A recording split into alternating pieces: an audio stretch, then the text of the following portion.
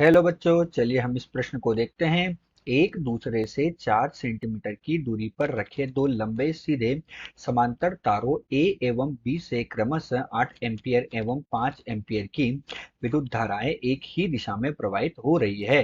तार ए के 10 सेंटीमीटर खंड पर बल का आकलन कीजिए। तो चलिए बच्चों, हम सर्वप्रथम इस प्रश्न की मुख्य अवधारणा पर चर्चा करते हैं। और उसके लिए बच्चों हम यहाँ पर क्या लिखने जा रहे हैं, उसके लिए हम यहाँ पर लिख रहे हैं मुख्य अवधारणा। क्या लिखा बच्चों, हमने लिखा मुख्य अवधारणा। तो इस प्रश्न की जो मुख्य अवधारणा है उसमें हम क्या देख रहे हैं, इसमें हम देख रहे हैं कि हमारे पास दो लंबे सीधे तथा समांतर चालक तार है। ठीक है बच्चों, दोनों में एक ही दिशा में धारा प्रवाहित हो रही है। दोनों के बीच की दूरी कितनी है, 4 सेंटीमीटर इनके बीच की दूरी है। तार ये हमारे पास ए है और ये तार हमारे पास बी है। इसमें 8 एम्पीयर की धारा प्रवाहित हो रही है, इसमें 5 एम्पीयर की धारा प्रवाहित हो रही है। और हमें तार ए के खंड से 10 सेंटीमीटर दूरी पर बल का आकलन करना है।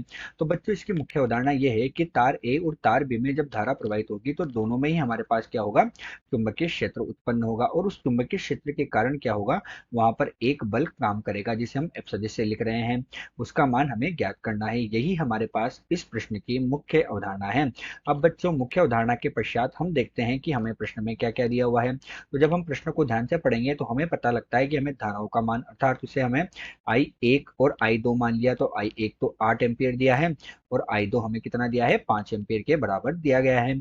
साथ ही हमें क्या दिया गया, उनके बीच की दूरी को डी लिख रहा हूं तो वो कितना दिया गया, 4 सेंटीमीटर दिया गया। अर्थात कितना हो गया, 4 × 10⁻⁻² के बराबर। और हमें कितने खंड पर, 10 सेंटीमीटर पर, जिसे हमने कितना माना, एल मान लिया। तो एल कितना हुआ, 10 सेंटीमीटर। अर्थात कितना हुआ, 10 × 10⁻⁻² मीटर के बराबर होगा। तो चलिए बच्चों, अब हम मुख्य अवधारणा के आधार पर प्रश्न को हल करेंगे। और हम यहाँ पर क्या लिख रहे हैं, प्रश्न का हल लिख रहे हैं। तो हमें बल का मान ज्ञात करना है। तो हमारे पास क्या होगा, चुंबकीय क्षेत्र के कारण बल आया, अतः बल का मान हमारे पास कितना होता है, μ0/4 पाई गुणा 2 गुणा I1 I2 और गुणा में हमारे पास क्या होगा बच्चों, एल होगा। जहां हमारे पास μ0/4 पाई एक नियतांक होता है जिसका मान 10⁻⁻7 के बराबर होता है। डी हमारे पास क्या है, दोनों जो चालक तार है उनके बीच की दूरी है। तथा I1 और I2 हमारे पास क्या है बच्चों, धाराएं हैं। और एल क्या है, वो खंड है जहां पर हमें बल का आकलन करना है। तो बच्चों, सभी का मान हमें दिया हुआ है, इनका मान हम रखेंगे। मान रखने पर इसका मान है 10⁻⁷ के बराबर। 2 गुणा ये हमारे पास है 8 गुणा ये है 5 बटे हमारे पास ये कितना दिया हुआ है, ये हमें दिया है 4। तो 4 × 10⁻⁻² के बराबर होगा। और ये हमें 10 के बराबर दिया है तो 10 × 10⁻⁻² के बराबर होगा।